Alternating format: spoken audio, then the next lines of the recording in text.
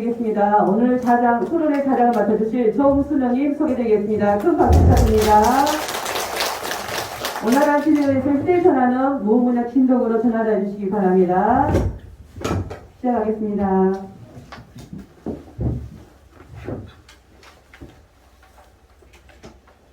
정순영입니다. 네.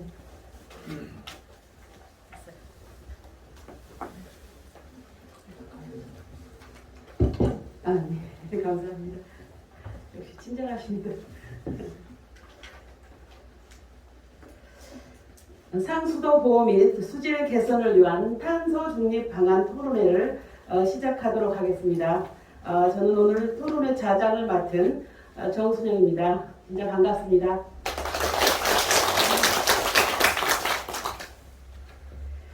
상수도 보호 및 수질 개선을 위한 탄소 중립 방안 토론회는 광주 소비자 연맹이 주관했고 영산강 유역 환경처, 그다음에 영산강, 섬진강 수계관리위원회에서 후원해 주셨습니다. 총괄로 준비해 주신 광주 소비자 연맹 김연실 국장님께 큰 박수 부탁드립니다. 감사드립니다.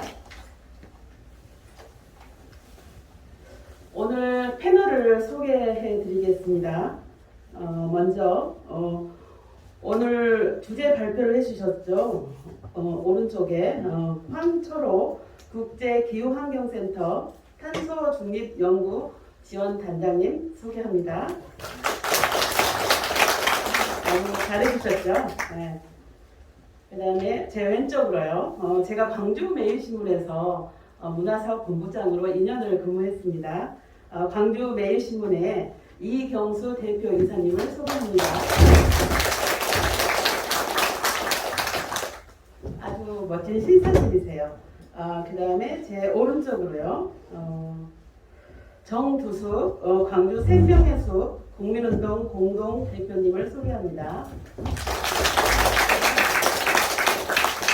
그 6시 내 고향 많이 보셨죠? 네. 그 프로그램 만드신 분이세요? 네. 그 다음에 제 왼쪽으로요.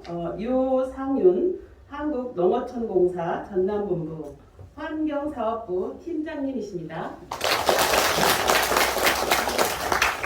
제 왼쪽으로요.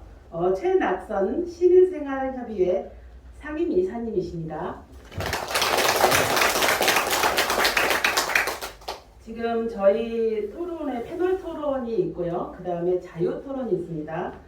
패널 토론은 40분 시간을 배분해 드리도록 하겠습니다. 그 다음에 자유 토론은 40분 해서 총 1시간 20분 진행되겠습니다.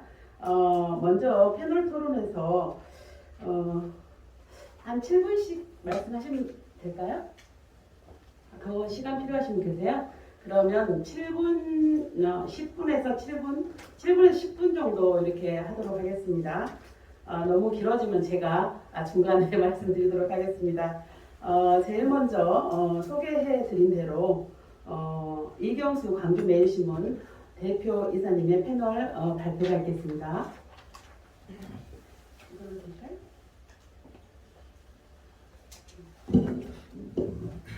안녕하세요. 예, 반갑습니다. 목소리 들리죠? 네. 예. 광주매일신문의 이경수입니다. 여기 재작년이던가요? 여기 이 자리에서 똑같은 관련된 주제 가지고 지금 한번 우리 토론회 한번 하신 적 있죠? 예, 그래서 좀 참여를 했습니다. 여기 참여하신 그 토론자들은 각 분야의 전부 다 전문가들이시기 때문에 저는 일반적인 의견만 좀 개진을 하겠습니다. 지구적으로 전 세계적으로 지금 현안이 기후위기 시대 그런 이야기를 많이 들어보고 있을 텐데요. 거기에 대비한 이런 토론에 참으로 시의적절한 주제라고 생각을 하십니다. 오늘 그 주제 발표를 해주신 그 국제기후환경센터 황철호 박사님 주제 발표 잘 공부 많이 했습니다. 저도 여기 참석하신 분들도 그러셨죠? 네. 아마 그러셨으라고 좀 봅니다. 기후 위기에 대한 경보음은 뭐 세계 곳곳에서 이렇게 들리고 있지 않습니까? 전문가들도 한결같이 각종 이렇게 수치를 제시하면서 대책 마련의 시급성을 강조하고 있고요. 황 박사님도 지구 평균 온도 상승 그리고 폭염, 열대야 지수 등을 제시하면서 위기 상황을 이렇게 저희들에게 여실히 보여줬습니다. 저는 주제 발표 자료 가운데 위드 코로나가 기후위기 해결의 마지막 시간이라는 주장을 좀 흥미롭게 살펴봤습니다. 전체적으로 지금 우리가 당하고 있는 작년 그리고 올해 2년 동안 코로나19라고 하는 한 번도 겪어보지 못했던 대규모 감염병 사태 속에서 그 상황을 잘 인식하지 않습니까?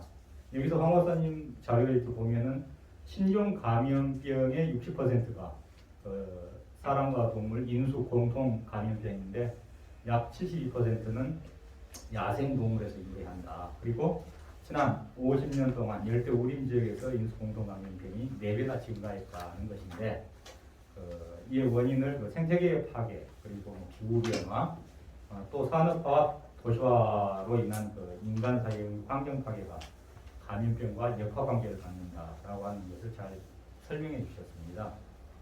그리고 이 같은 문제 해결 방안으로 탄소 중립 전환을 강조하며 각종 방안과 사례 등을 잘 제시해 주셨습니다. 공부 많이 했고요. 저는 문제의 심각성 이런 실상과 심각성은 이제 누구나 인식하고 있을 거라고 믿습니다. 그렇다면 그 문제에 대해서 어떻게 대처하고 해결하느냐가 중요한데 저는 이제는 우리 자신이 속한 사회적 환경에서 이에 맞는 실천이 뒤따라야 한다라고 생각을 합니다. 환경 문제는 단순히 한 국가, 한 지역만 문제가 아니라 지구촌 전체의 문제이기 때문에 그에 맞는 적절한 대응이 필요하다는 것이죠. 아프리카든 유럽이든 대륙과 국가를 따지지 않고 각 나라는 국가 차원의 탄소 중립 정책을 이렇게 적극적으로 펼치고 있습니다. 지금 현재도 영국 글래스고에서 열리고 있는 UN 기후변화 당사국 회의 COP26이라고 하죠. 그 실천 사례인데 전 세계에서 지금 현재 190여 개국 대표단이 참가해서 기후위기에 대한 지구촌의 대응 방안을 논의하고 있습니다. 우리나라에도 대표단이 나가 있고요. 대통령도 여기를 가 있는 상황입니다. 그리고 전라남도에서도 대표단이 나가 있는 상황이고요. 그리고 또 행정기관은 행정기관대로 그 역할을 다 해야 한다고 생각합니다. 광주시 전남도에서도 가끔 탄소 제로를 이렇게 선언하고 각종 환경 정책을 발표하고 있지 않습니까? 그런 것들 뉴스나 그런 것 중에서 잘 아마 알고 계실 겁니다. 그리고 여기도 계십니다만 환경단체를 비롯한 각종 기관 단체도 그 단체의 성격에 맞게 활동을 해야 한다고 보고요.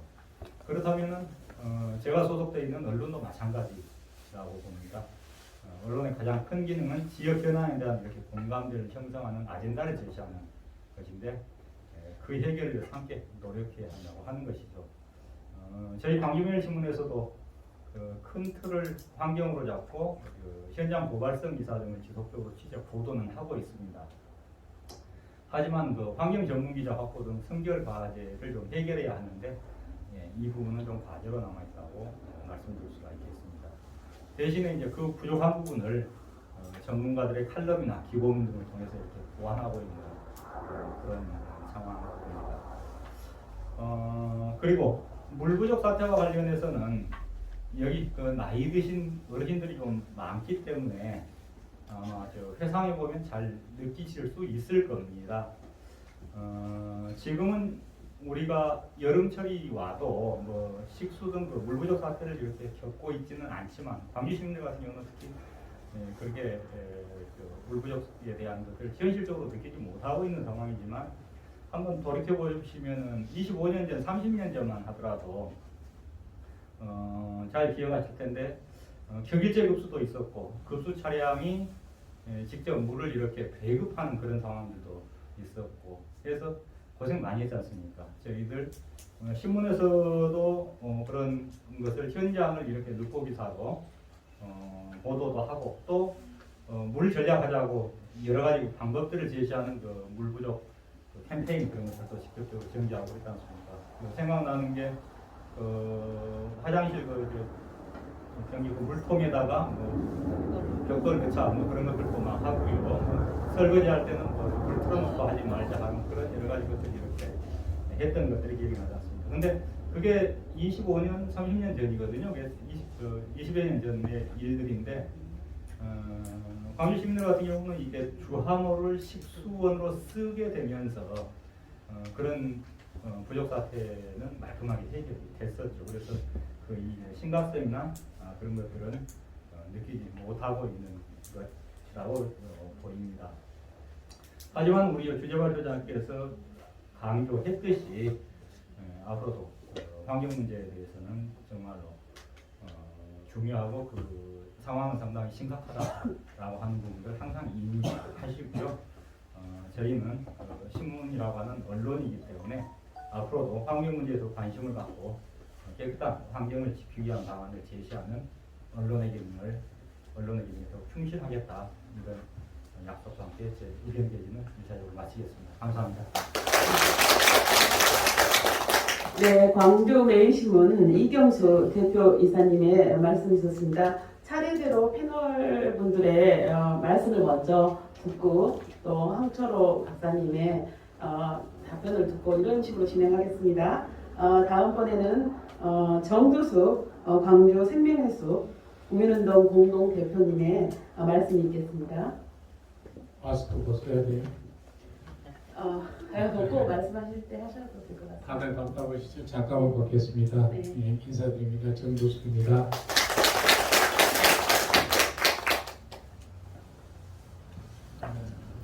여기 와서 함께 하시는 우리 주부님들은 소비자연맹 소속이신지 좀 궁금합니다. 거기에 맞춰서 대화를 좀 하고 싶고 토론을 하고 싶습니다.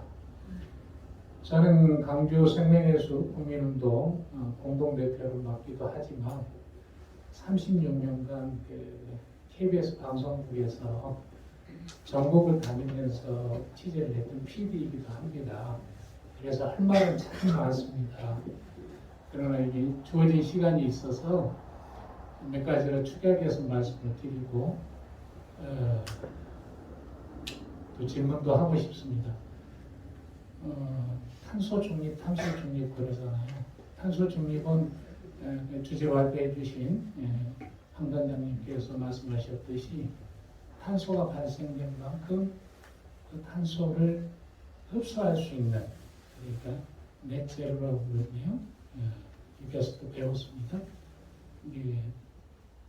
우리가 흔히 말하는 대로 똔똔이 해주는, 죄송합니다 이렇게 발음해서 제로화 시킬 수 있도록 뭐 더 줄이지는 못하지만 발생된 것을 그래도 오버돼서 다른 데로 방출되지 않도록 하는 노력이 필요하다. 그렇다면 그 필요성은 아무래도 우리들이 행동으로 옮겨야 될 일들이지 않겠나 이런 생각을 합니다. 우리 소비자 시민 소비자들이 어떻게 행동해 나가면 좋을 건가, 이 부분에 대해서 오늘은 많은 고민을 할 수 있는 시간이 됐으면 좋겠습니다. 우리가 이론적으로 뭘 많이 알고 용어를 많이 아는 것보다 생활 삶 속에서 내가 어떻게 행동하는 것이 탄소 중립, 지구를 지키는 일, 특히 여기는 평화동서이니까 하나님이 주신 이 땅을 온전하게 후세에게 물려주는 것이 신앙인의 의무이기도 하지 않습니까? 하나님 거니까. 그래서 그런 측면에서 우리의 행동은 어떻게 돼야 될 건가? 그런 점에서 한 세 가지로 좀 말씀을 좀 드리고 싶습니다. 하나는 제로라는 것을 만들기 위해서는 탄소가 발생된 걸 잡을 수 있는 것이 있어야 된다고 그랬는데, 아까 발표하신 것 중에 발표해 주신 것 중에 숲이, 나무가 있어야 된다 이런 말씀을 들었어요. 산림이 있어야 된다. 근데 강주가, 대구가 옛날에 우리가 교과서에서도 배웠잖아요. 분지에서 온도가 제일 높다고. 근데 최근에 강주가 제일 온도 상승이 높고 무덥고 열대야가 심하다고 뉴스가 계속 나왔었어요. 그래서 잘 알고 계실 겁니다. 그냥 이렇게 가만히 생각해 보면 강주 전남 농촌 지역인데 나무도 많고 숲도 많고 무등산이 저 앞에 있는데 왜 그러지? 이렇게 될 겁니다. 근데 무등산에 있어서 정말 좋지만 우리가 지금 살고 있는 무등산 아래 살고 있는 우리 도심 속에 있는 우리들의 주거 환경 속에서 주변에서 바라보는 숲은 없다는 거죠. 그래서 시민의 숲을 만든다, 무엇을 한다 이러는데 그게 잘 안 지켜지고 있다는 거죠. 시민의 숲이 만들어진 데를 잠깐 가봤어요. 활용도도 좀 낮고 관리가 잘 안 돼요. 그럼 활용도를 높이려면 우리 시민들이 관심을 갖고 거기에 지속적으로 가고 요구하고 해줘야 돼요. 또 가꾸어줘야 돼요. 그게 우리 시민이 해야 되는 행동인 것 같습니다. 나무 심어야 돼요. 집안에 있는 하초라도 더 가꾸어낼 수 있도록 해야 돼요. 옥상에다 뭘 할 건가 이런 고민도 해야 됩니다. 이게 우리의 행동이지 않겠나 싶습니다. 그랬을 때 도시의 그 열, 온열을 흡수할 수 있는 것을 만들어내요. 내 집에서 발생되는 열은 내가 책임진다. 뭐 이런 어떤 시민운동이라도 캠페인이라도 있었으면 좋지 않겠는가. 또 그러기 위해서 우리가 이렇게 행동하려고 하는데 그러면 시나 정책에서는 어떻게 뒷받침해 줄 거냐. 이런 부분에 대한 질문들을 우리 시민들은 모임을 가지면 하셔야 될 것 같습니다. 이건 이익이니까요. 지구적 이익이니까요. 그런 일에 대한 관심도를 높였으면 좋겠다. 그 생각을 갖습니다. 아주 쉽게 우리가 접근해 보자는 겁니다. 또 하나는 소비자의 선택이 생산을 좌우한다고 합니다. 우리는 농촌이지 않습니까? 농촌 지역을 끼고 있고 농산물을 제일 많이 전국에서 대한민국의 제일 좋은 농산물은 어디서 생산해요? 우리 호남에서 생산한다고 하잖아요. 생산한다고 해요. 또 좋아요. 그런데 쌀은 어느 것을 제일 좋아합니까? 경기민을 제일 좋아합니다. 쌀은 어디가 제일 많이 납니까? 호남이 제일 많이 나요. 김제를 비롯해서 나주를 비롯해서. 그러잖아요. 제일 많이 남고 제일 좋다는데 소비자는 뭘 선택해요? 경기미를 선택하고 비싸게 주고 사요. 그럼 경기미는 어떻게 만드는지는 너무 긴 시간이니까 경기미는 쉽게 말해서 고급화해서 만들어요. 호남은 대량으로 만들었고 다품종으로 만들어 왔고 병충해에 약한 거여도 다품종이면 심었고 그게 한 20년 전에 그랬어요. 통일교가 그래 왔어요. 전량 수매해주는 시절이 있었으니까요.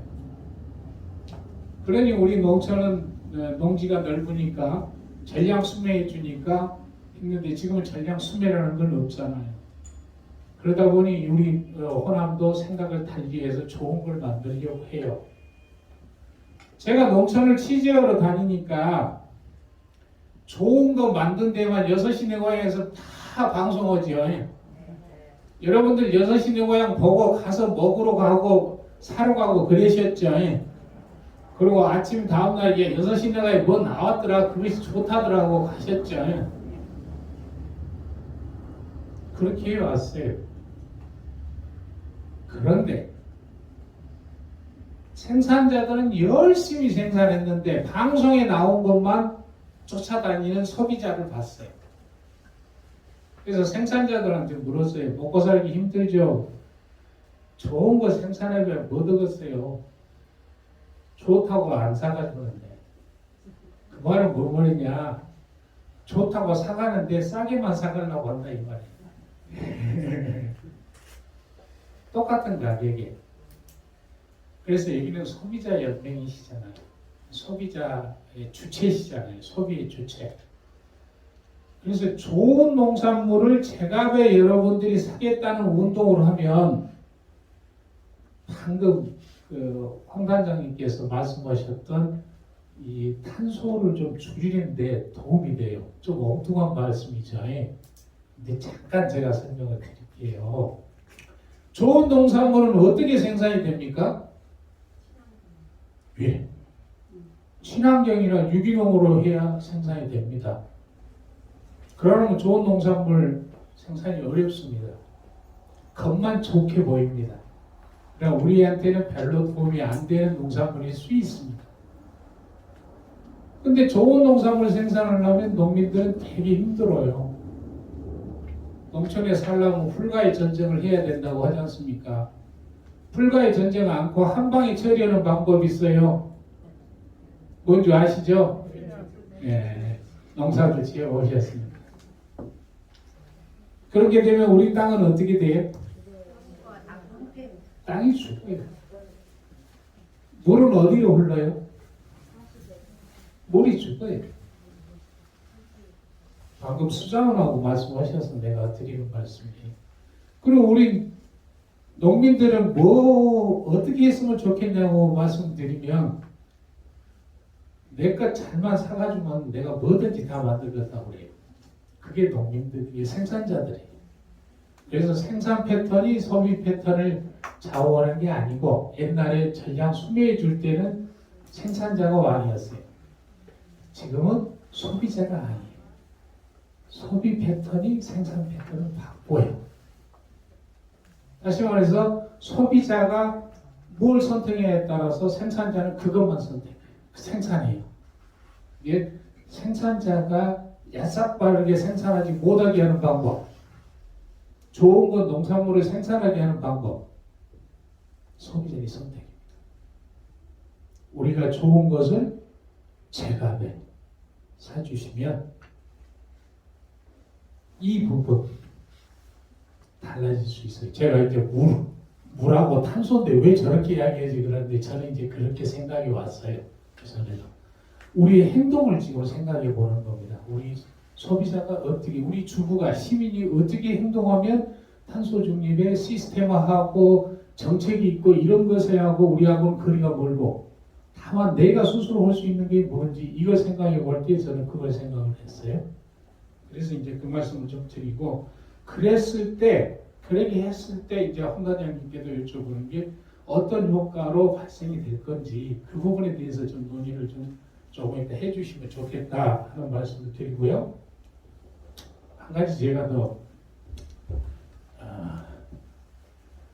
회사를 이제 정년퇴임했어요. 그래서 집에가 있으니까 저도 고무장갑을 껴야 되는 신세가 됐어요. 그래서 우리 집에서는 애엄마가 좀 재능이 있어갖고 빵을 좀 만들거든요. 그래서 닭발빵을 만드니까 팥을 사가지고 국산을 사가지고 해보는데 물이 참 많이 쓰여요. 팥은 씻어내야 되고 담가놔야 되고 또 뭐하고 뭐하고 그러니까 다른 데 비해서 물이 참 많이 쓰이대요. 그래서 저는 그동안 부엌에 한 번도 안 들어가 봤어요. 그런데 정년퇴임 하고 나니까 부엌에 들어가게 되더라고요. 여보가 이제 밖에서 좀 일을 하니까. 근데 고무장갑을 딱 끼니까요. 내가 남자들에게 고무장갑을 껴라 이러고 싶어요. 고무장갑을 끼니까 겁나는 게 없대요. 물 묻히고 뭐 만지고 하는 것이 전혀 두렵지가 않대요. 그거 이상해졌어요. 그거 실집니다. 그거 맞죠? 고무장갑을 딱 끼는 순간에 그거 달라지더라니까요. 그래서 열심히 사는데 우리 주부들이 쓰는 물량이 참 많구나. 또 나오는 쓰레기가 참 많구나. 이걸 배웠습니다. 그리고 쓰레기 그 양이 가정에서 쓰는 게 너무 많구나. 이게 본질에 비해서 안에 있는 내용에 비해서 버려진 게 너무 많구나. 이걸 느껴서 이걸 어떻게 우리 소비자, 우리 시민은 이걸 어떻게 좀 할 건가. 이 고민들을 좀 해야 되겠다. 그리고 이제 대안적인 측면에 대한 이야기를 좀 하겠습니다. 그러기 전에 축산. 우리 전라도에서 저는 한평에 사는데 한평에 소를 참 많이 길러요. 냄새 참 많이 나요. 이산화탄소 제일 많이 소가 방울 끼거나 변을 내면은 그게 상당한 지구 영향을 많이 준답니다. 이 부분에 대해서도 우리는 좀 소리를 내야 돼요. 어떤 소리를 내야 되냐. 각각의 집에서 축산을 하게 하면 안 돼. 저는 그 생각입니다. 축산을 집단화 시켜야 될 거다. 그 지휘 형태로 바꿔야 될 거다. 내 소 20마리를 맡기는 위탁 사육을 해야 된다는 거죠. 그 대신에 집단화해서 최신식으로 하고 최소화시켜야 돼요. 현대화시키고 스마트 축산으로 가야 된다는 거죠. 그 스마트 축산이 개개인 가정의 개개인 농가의 스마트가 아니라 대량화되고 집단화된 스마트 농장이어야 된다. 그래야 이게 좀 달라질 거다.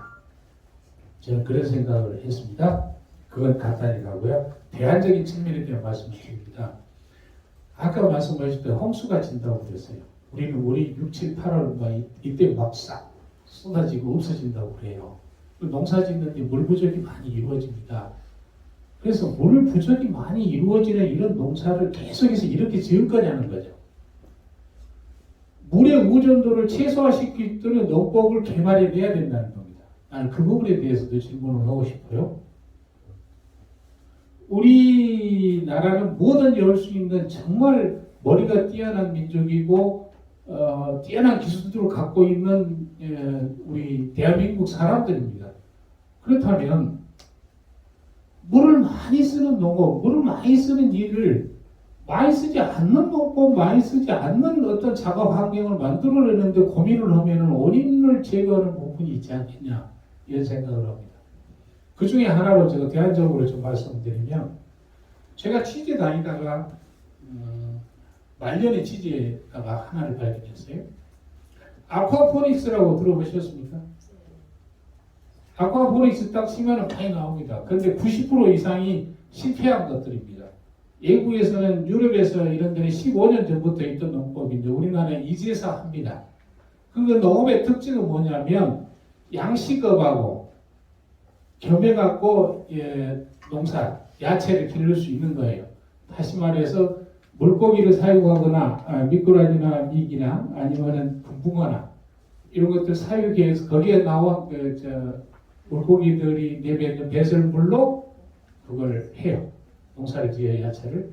근데 내가 그걸 농법을 이야기하려는 게 아니라 그 기술 중에 뭐가 제 눈에 이제 여기하고 접목이 되냐면 물 낭비가 거의 없어요. 양어장에서 생산한 그 물을 야채로 가요. 야채로 가면 정화가 돼요. 정화되면서 거기에 나온 영양분으로 야채가 커요. 그리고 다시 그 물이 정화된 물이 물고기 쪽으로 가요. 물 흐름이 순환은 되지만은 물 소비량이 아주 적어요. 농진청의 허정옥 박사가 실험 데이터를 지금은 금년부터 시작해갖고 내후년까지 3년간의 데이터를 낸다고 제가 들었어요. 거기까지 취재를 했어요. 근데 제가 우리가 물을 아껴야 됩니다 이런 것보다도 방법론에 있어서 우리 시민이 또 우리 농민이 또 우리의 이제 소비자가 어떻게 행동해야 될 건지 이런 부분에 대해서 관심을 갖고 좀 나서 주셨으면 또 우리 함께 노력했으면 그리고 생명예술 국민운동의 한 대표로서 드리는 말씀인데 숲이 주는 힘이 얼마나 큰지 한 번 더 깨달아 주시길 저도 부탁드리고 아직 두 가지 질문에 대해서 한 과장님 좀 답을 해주시면 좋겠습니다. 너무 네. 시간을 써서 죄송합니다. 아닙니다. 네.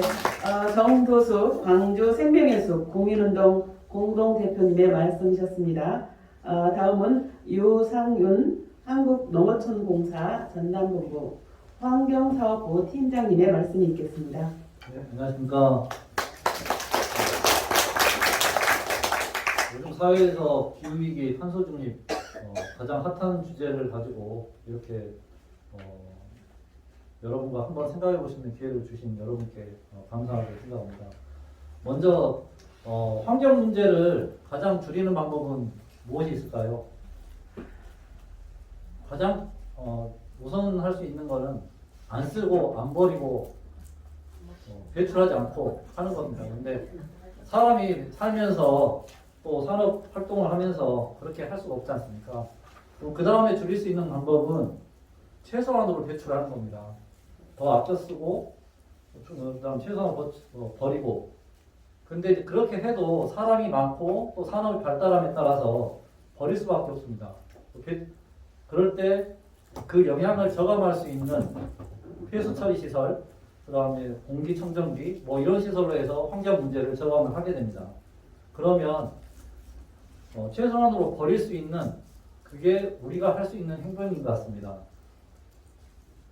아까 지금 발표자님께서 만든 자료 중에서 다행히 발표 안 하신 내용을 제가 말씀드리겠습니다. 일상생활에서 발생하는 오염원이 크게 두 가지가 있습니다. B점 오염원과 점 오염이 있습니다. B점 오염원이란 농가 밭에 스며들고 남은 비료, 농약 성분, 그 다음 대기나 주변에 쌓인 각종 오염물질과 그 다음에 사업장, 농경지 등에서 발생되는 흙과 모래 등 사람의 활동에 의해서 발생된 것들이 빗물에 섞여서 유출되는 것을 말합니다. 즉 특정하게 특정되지 않는 장소에서 배출되는 게 B점 오염원이라고 말을 합니다. 반면에 점 오염원은 영사적인들과 방과 하천에 오염을 시키는 오염원으로 가정, 생활하수, 사업장 폐수 배출 시설, 가축 사회시설 등 구체적인 장소에서 나오는 것들입니다. 이런 것들은 사람 한 명에 얼마만큼의 오수를 발생을 하고 또 그 양식장이나 공장에서 얼마만큼 폐수에 배출이 되고 그런 발생 양을 알기 때문에 처리가 쉽습니다.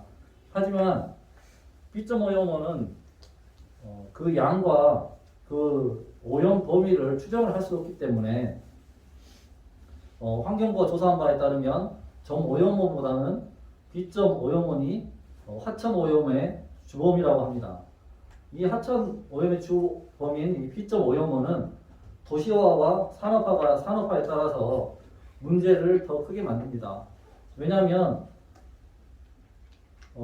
대지, 도로, 주차장 등 시멘트 등으로 덮여버려서 물이 지하로 스며들지 못하게 됩니다. 그러면 바로 하천과 호소로 흘러들어가게 됩니다. 그리고 이 단순하게 흘러들어가는 것을 그치는 게 아니라 밑에 그 지하수로 흘러들어가지 않기 때문에 물 부족 현상을 일으키게 됩니다. 지금 여러분들이 가끔 산책을 하시는 풍암교수지에도 그 옆에 풍암지구 아파트가 개발이 되면서 금남산이나 이쪽에서 물이 들어가지 않습니다. 그래서 큰 비가 올 때 고였던 물, 그 다음에 영주체육관 그쪽에서 들어오는 일정량의 배출수와 그것은 이제 녹조 등 많이 발생해서 지금 광주시에서 올해 지금 그 서창천 물을 하루에 7,500톤씩 펌프로 해서 포항도수에 집어넣고 있습니다. 그리고 광주천에 있는 물 또한 영산강에서 펌프로 해서 가동해서 넣고 있고요. 또 가까운 상로지구 음천저수지에 그 물 또한 위에 금호지구가 개발됨에 따라 물이 들어오지 않습니다. 그 음천저수지에 가둬져 있는 물 또한 영산강에서 전기세를 들여서 그 음천저수지 물을 채우고 있습니다. 그래서 이런 B점 오염원을 줄이기 위해서 여러분들이 그 나라에서는 3차 B점 오염 관리 대책을 21년에서 25년까지 2025년에 발생할 양 대비 5%를 줄일 예정으로 지금 노력을 하고 있고요. 그 다음에 광주 지역에서는 물순환 선도도시, 그 다음에 서구청의 그린 빗물 인프라 조성 사업, 소환지구 B점 오염 저감 사업 등 3개 사업에 460억이란 돈을 들이고 있습니다. 또 전남도에서도 화순 구도심 전통시장, 한평 대동 수원지 B점 오염 저감 사업 등에 또 226억이라는 또 많은 돈을 들이고 있습니다. 그러면 이제 그린 빗물 인프라 사업을 이제 서구청에서 올 7월 달에 이제 실설계를 완료했고요. 내년까지 해서 한 20억을 들여서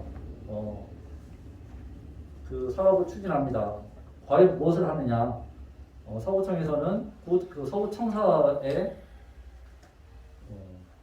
서구청사하고 마제 근린공원에 식생체류지, 침투도량 이런 도시지역 물순환장 상태를 개발 이전에 가깝게 하는 저영양 개발 사업을 실시를 하고 있습니다. 그래서 이렇게 이제 관에서도 노력을 하고 있고 지금 여기 계신 여러분들께 이제 부탁드릴 말씀은 일상생활에서도 이런 비점 오염을 줄여서 영상감을 살릴 수 있는 활동을 노력을 같이 해주시길 부탁드립니다. 간단하게 반려동물 산책을 많이 하시잖아요. 배번 수거하시고 그 다음에 사용한 기름이나 페인트 등은 땅에 묻거나 흘려보내지 마시고 야외 활동 시에도 음식물을 계곡에 버리거나 또 지금 아파트에도 뭐 세탁기 그 배출수가 버리는 그 수관이 따로 있지 않습니까? 근데 앞베란다에다 써서 바로 내보내시지 않는 등 일상생활에서부터 시작을 해주셨으면 합니다. 네, 감사드립니다. 네, 감사합니다. 유상윤 한국농어촌공사 전남본부 환경사업부 팀장님의 말씀이셨습니다. 다음은 최낙선 시민생활협의회 상임 이사님의 말씀을 듣겠습니다. 예, 반갑습니다. 오늘 우리 황철호 단장님께서 얘기하신 내용이 상수도 보호 문제라든지 또 수질 개선, 그다음에 탄소 중립 여러 가지를 얘기했지 않습니까? 저는 여기에서 가장 중요한 부분은 왜 우리 광주가 다른 도시에 비해서 더워지고 있는가? 이유가 있으니까 더워질 거 아닙니까? 뭐 자동차가 많이 늘어났다든지 아니면 아까 우리 얘기하신 것 같이 뭐 우리가 나무를 더 심었다든지 아니면 아파트를 많이 지었다든지 여러 이유가 있는데 그 중에 가장 핵심은 그동안 광주권역 안에 있었던 저수지라고 하는 습지들 이런 습지들이 많이 없어졌거든요. 그게 이제 가장 어떻게 보면 큽니다. 택지 개발하면서 이제 많이 없어져 있는데 아마 최근에 사수원지 관련해서 상수 보호지역 해제 논란하고 방송에 나오신 거 들어보셨죠? 그래서 사수원지는 우리 산장 가는 길에 있는 중간에 있는 그건 이제 과거에 이제 우리가 식수원으로 썼다가 그게 이제 경제성 문제라고 하는 부분에 감사원의 지적을 받아가지고 이제 각하 정수장을 폐쇄를 했습니다.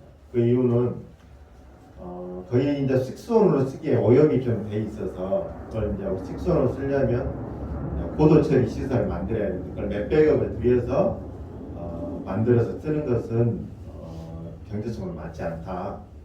그래서 이제 각하 정수장을 폐쇄를 하고 하니까 이제 그러면 그 지역 주민들, 그 사수원지 근처에 있는 지역 주민들은 아니 그러면 식수원으로 쓰지도 않는데 그러면 상수원 보호지역 해제해달라. 그동안 우리는 30년 이상 긴 시간 동안 자산상의 권리를 찾지 못했는데 그래서 최근에 이제 그 문제 관련해서 이제 지역 주민들하고 그 문제를 해결하려고 지금 현재 이제 얘기 중에 있는데 지역 주민의 얘기도 맞고 환경단체를 중심으로 해서 어찌됐든 간에 우리가 상수원으로서 귀중한 자산인데 이걸 다음 세대들한테 물려줄 의무도 있다라고 하는 얘기도 맞는 얘기거든요. 그래서 현재 이제 합리적인 방법을 가장 찾는 방법은 우리가 상수원 보호지역을 해제하더라도 그 수질 관리는 어찌됐든 간에 해야 된다. 그래서 이제 그 지역 주민들은 상수원 보호지역 해제되면 기존에 있는 마을 같은 경우 건축 허가가 일정 정도 합법적으로 날 수가 있거든요.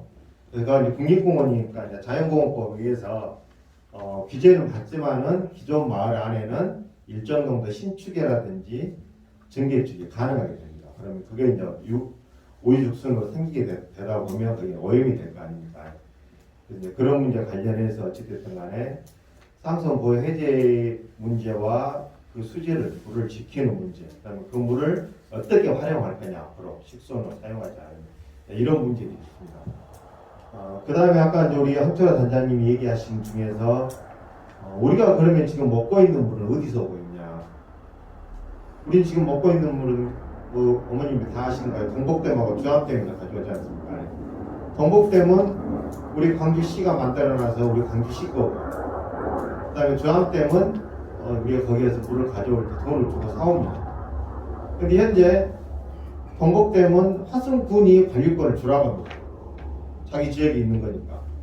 내 나라 우리 거다 라고 하는 얘기고, 이제 조항댐 같은 경우는 그 우리는 우리 지역은 원래 영산강권역입니다. 그래서 영산강에 물을 묻고 살았지 않습니까? 과거에 항룡 치수장이나 전라남도는 좀 몽탄 치수장이죠.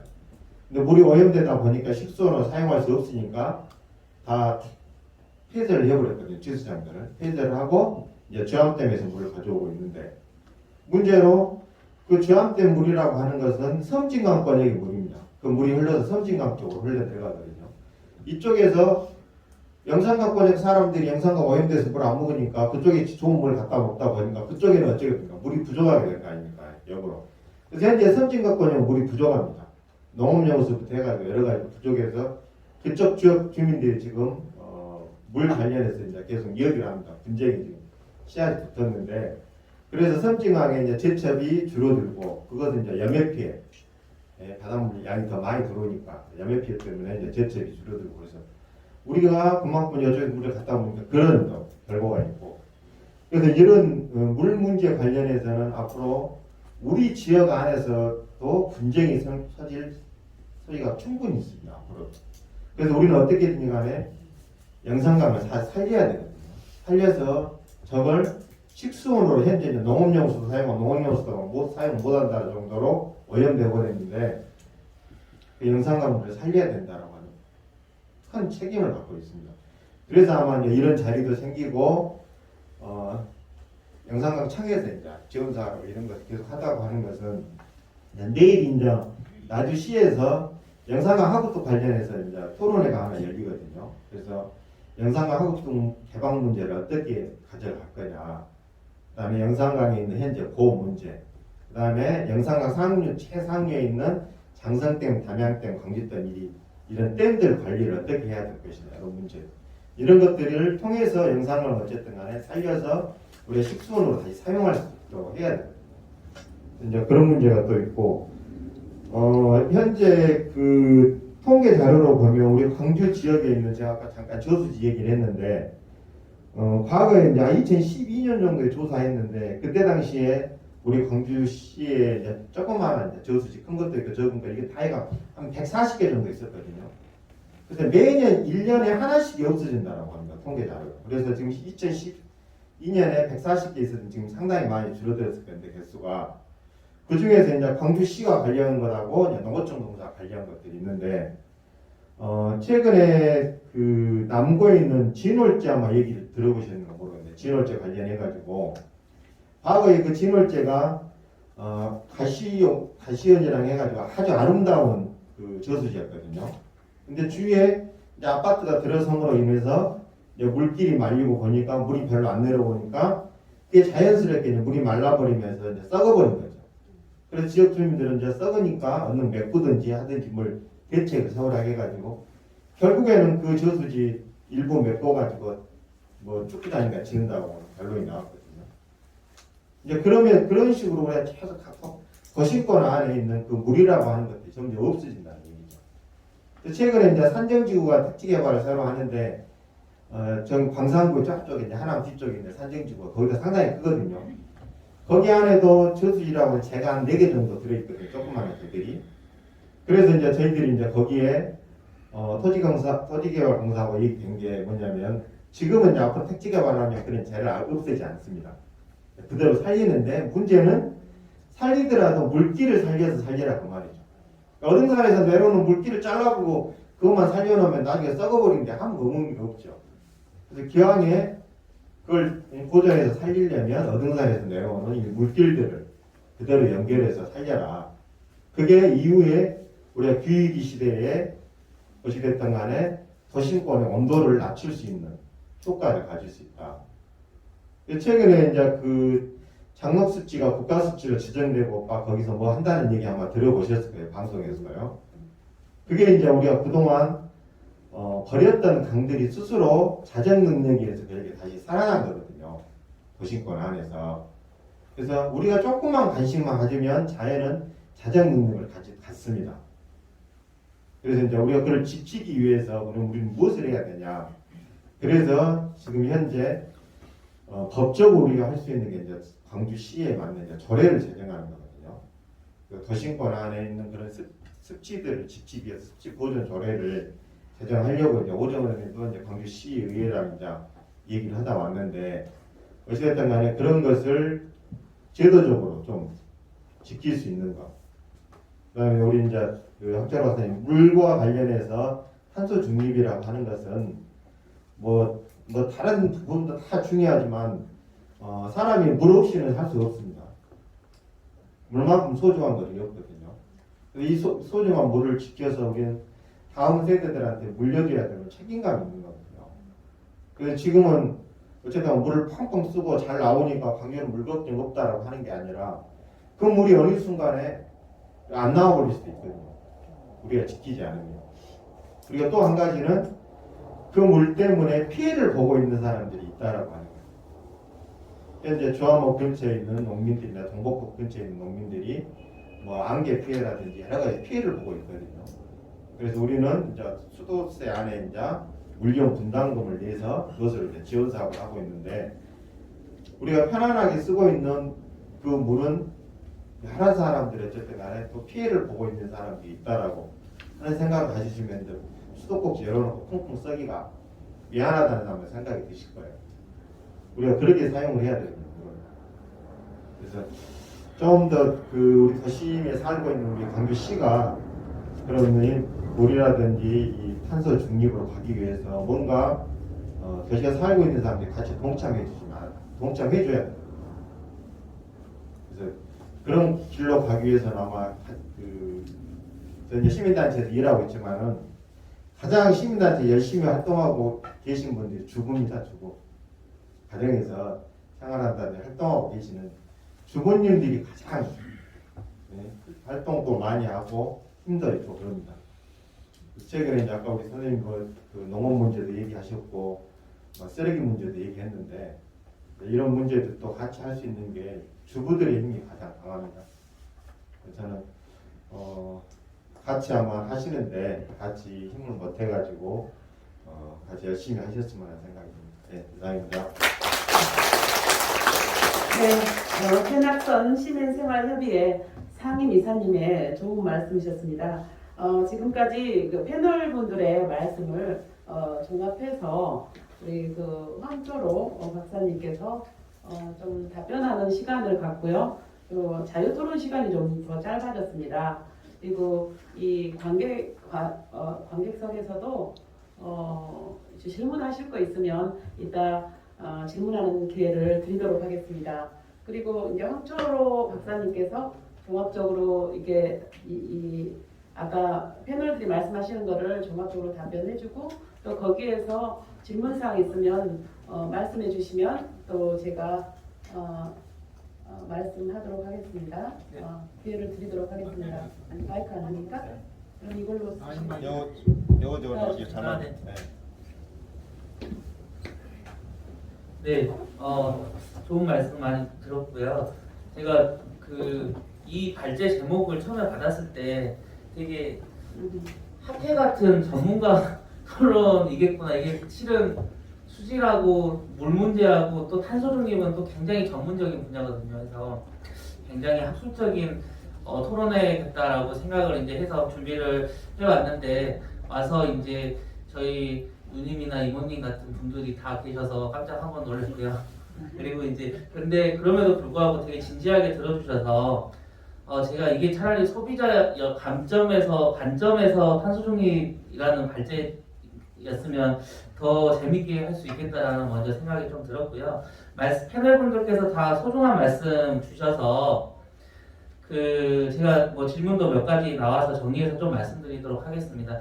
지금 제가 처음에 기후변화가 환경 문제인가요라고 시작을 한 것처럼 실은 환경 문제를 그러니까 환경이라는 단어로 좀 가두는 거에 따라서 되게 지금 현재 오해도 많이 생기고 무엇을 해야 될지도 잘 모르는 것 같습니다. 집에 뭐 예를 들어서 뭐 요리를 하다가 뭐 냄비를 태워 먹었는데 이게 환경 문제인가요? 그거 아니잖아요. 실은 우리 공간에서 발생되는 모든 문제가 환경하고 관련된 문제인데 우리는 환경 문제라고 딱 해서 이렇게 정의를 내려놓고 좀 진행을 하는 부분들이 있습니다. 이게 그러니까 다시 말하면 과거에 환경 문제라고 얘기하면 굴뚝이라든지 아니면은 뭐 저기 공장에서 폐수 처리라든지 이런 어떠한 일정한 공간에서 나오는 것들을 좀 없애는 게 환경 문제다, 환경 오염이다라고 얘기를 해서 그러는데 지금은 밥 먹고 자고 움직이고 하는 모든 문제가 온실가스 문제, 환경 문제랑 직접적인 영향이 되어 있고요. 아까 정우수 대표님이 말씀하신 것처럼 먹거리는 탄소 중립하고 굉장히 밀접한 관계가 있습니다. 우리가 어떤 먹거리, 어디에서 온 먹거리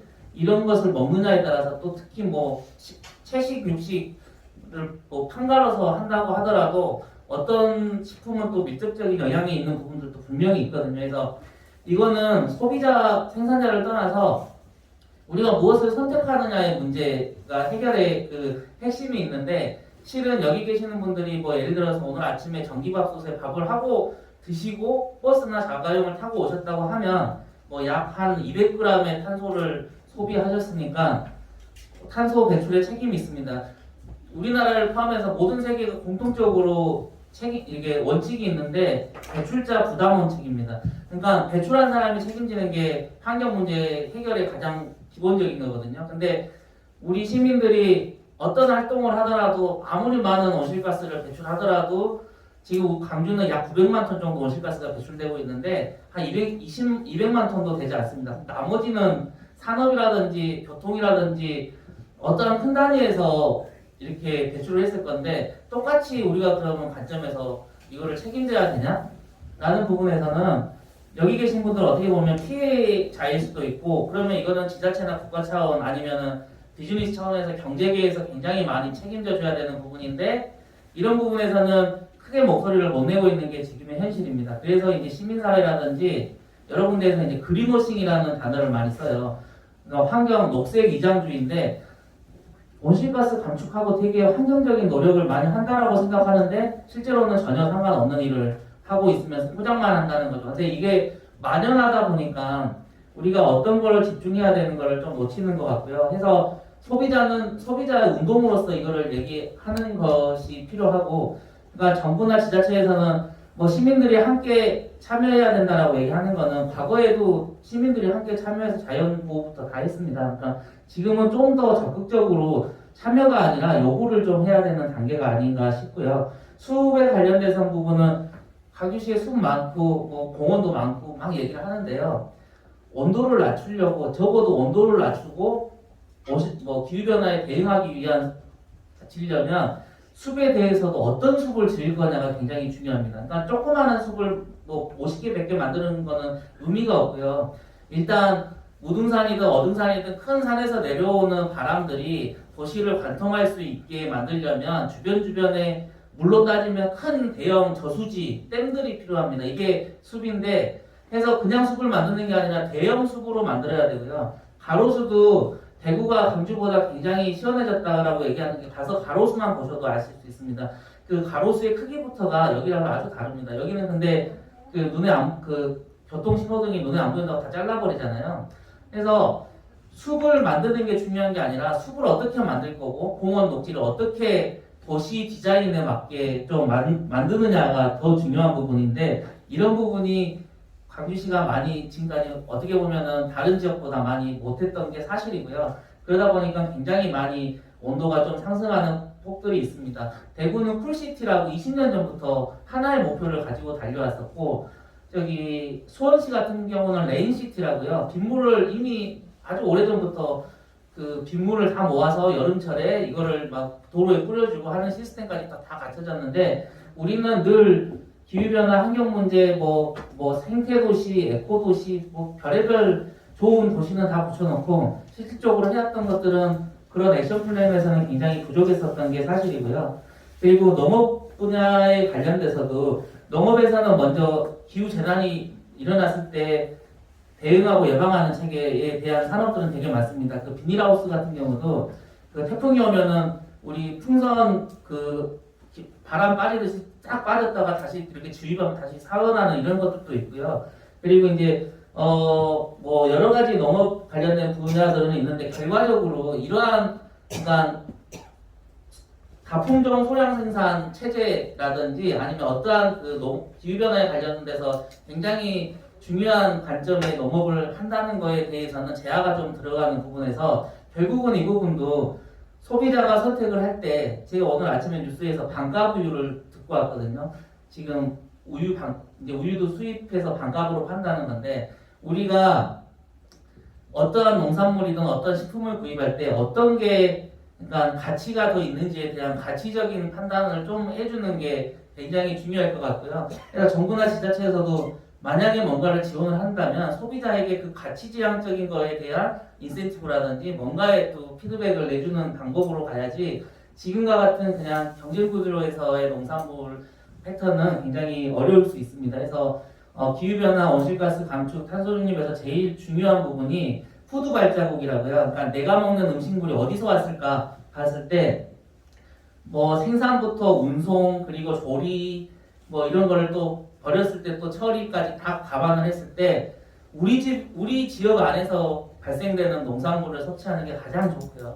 그리고 그것보다 좀 더 넘어간다면 번역권 그리고 뭐 그것보다도 좀 더 늘어난다면 우리나라 농산물을 먹어주는 것만 하더라도 굉장히 온실가스를 줄일 수 있는데 큰 역할을 할 수 있고요. 그리고 뭐 우리가 뭐 실은 채식을 많이 하는데 그러니까 육식을 먹더라도 로컬 아니면 우리나라 육식 이런 식으로 좀 해야 됩니다. 근데 이제 여기에는 가격 부담이 굉장히 차이가 좀 나는 그런 게 있어서 이런 부분도 녹색 식생활 관점에서는 좀 필요할 부분일 것 같고요. 그리고 결국 아까 영산강 식수원하고 저수지 관련된 부분은 저도 동의하는 게 낙동강 우리 물 어디 오염 사고 나면 무조건 낙동강만 나오잖아요. 사례강 했을 때도 낙동강만 나오는 이유가 낙동강은 그쪽 지역에 사는 아주 최고의 식수원입니다. 그러니까 식수원이 낙동강이다 보니까 낙동강이 오염되는 거는 굉장히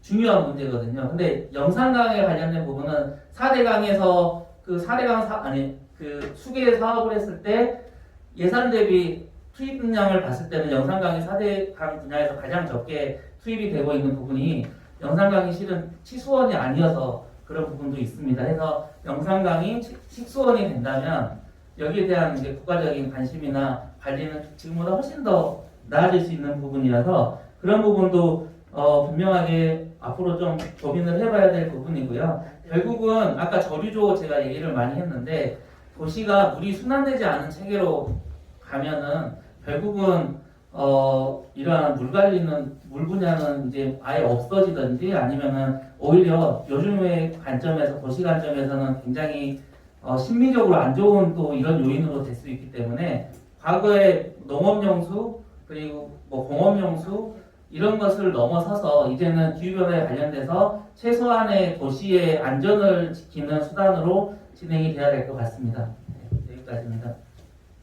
네, 혹시 패널분 중에서 추가로 질문하실 말씀 있으세요? 너무 잘해주셔가지고 그러면 여기 소비자연맹의 그 회원분들 중에서 혹시 하실 말씀 있으시면 지금 네네 죄송합니다. 네 다름이 아니고 마이크 좀 줄이세요. 선생님들께서 이렇게 전화를 먼저 말씀해 주시고요. 네. 예, 여기 쌍천동 금은방에 살고 있는 홍경순입니다. 네. 근데 다름이 아니고요. 네. 오늘 여기 와서 배운 점이 많이 있었어요. 네. 첫째, 이제 우리들은 가정 주부이기 때문에 이제 우리 가정 주부가 첫째 배워야 될 것은 여기서 보니까 편리하고 건강한 생활을 하기 위해서 우리가 지금 가정을 위해서 열심히 살고 있는 사람들이잖아요. 그러니까 어찌 보면 물과 음식에 대한 것, 쓰레기 사용, 또 연료 사용, 냉난방, 편리하고 안락한 생활을 위한 냉난방 기구에서 나오는 그런 욕심이 어찌 보면 환경 변화를 일으키지 않나. 그래서 새롭게 느끼게 되고 또 직업별로 환경 변화에 따른 목표가 다 다를 것 같다. 네, 이것을 말씀드립니다. 고맙습니다.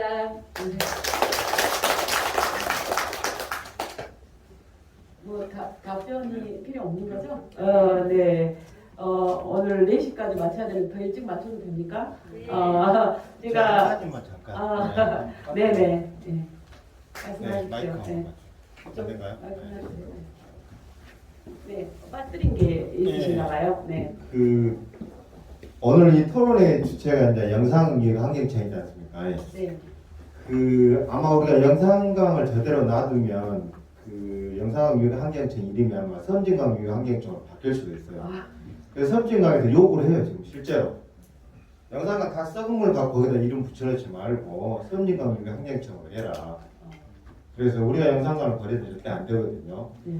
그래서 이제 우리 주부님들이 집에서 하실 일이 가장 실천할 수 있는 게 물을 살리고 어쨌든 간에 수질을 살릴 수 있는 방법은 합성서재를 줄이는 겁니다. 사용량을 적어도. 그러게 되면 그만큼 하수 처리장에서 하수 처리하는데 비용이 적게 들고 우리는 하수 처리에서 영상강을 다 흘려보내고 있거든요. 그래서 우선은 합성서재 양을 줄이는 거.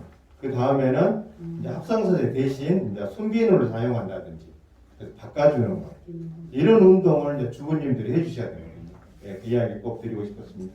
네. 네, 우리 그 소비자 연맹에서 또 그 운동을 해야 될 것 같습니다. 네. 제가 오늘 잠깐만요. 기념품을 네. 세탁비누, 친환경 세탁비누하고 주방비누를 기념품을 드리고 있습니다. 네, 저기 토론회를 듣고 또 준비하다 보니까 그저께 제가 북한 이탈 주민의 인터뷰를 했었습니다.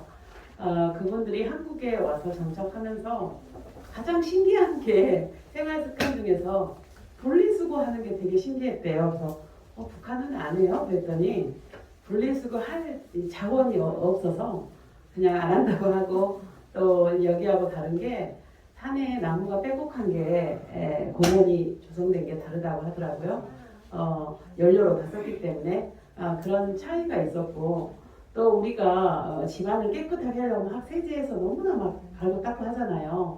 근데 이제 이게 개인적으로 이기적으로 살 수도 있겠지만 나하고 상관없는 일 이러는데 우리 지구는 우주하고 연합해서 유기적으로 전 세계가 한꺼번에 이게 이기적인 게 아니라 이게 내 자식, 귀한 자식 또 내 정말 예쁜 손녀들이 살아갈 이 지구에 우리가 진짜 가장 어쩌면 소중한 게 이 환경을 보존을 잘해서 우리 후손이 진짜 안전하게 살 수 있는 사회로 만들어가는 게 지금 우리 시대가 해야 될 일이 아닌가 이런 생각을 했고요. 오늘 여기에서 우리가 환경에 대해서 앞장서서 우리가 모든 것을 환경을 위한 생활로 습관을 좀 바꾸는 마음을 딱 먹는 시간이 됐으면 좋겠습니다. 이상으로 상수도 보호 및 수질 개선을 위한 탄소 중립 방안 토론회를 마치도록 하겠습니다. 감사합니다. 감사합니다. 오늘 좋은 주제로 토론해 주신 토론자님께 큰 박수 부탁드립니다. 감사합니다. 이상으로 토론회를 마치겠습니다. 감사합니다. 회원님은 가시지 말고 잠깐 앉아서 기다려주세요. 이동하지 마시고요. 좋습니다. 네, 이동해 주시기 바랍니다. 회원님은 잠깐만 기다리십시오. 이동하지 마세요.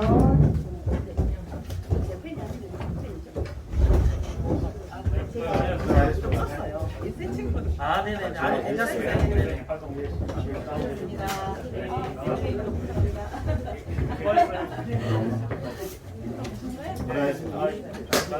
지난번에 아주 그 쓰레기 묻힌 거는 계속 했는데 현장 가서 갔다. 네, 거기 밑에 진짜 쓰레기가 들어있었대요.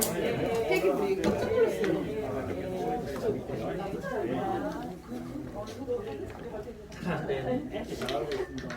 그렇게 이제 나주 씨가 제 역할을 제대로 해야죠. 그러니까요. 네, 감사합니다. 네.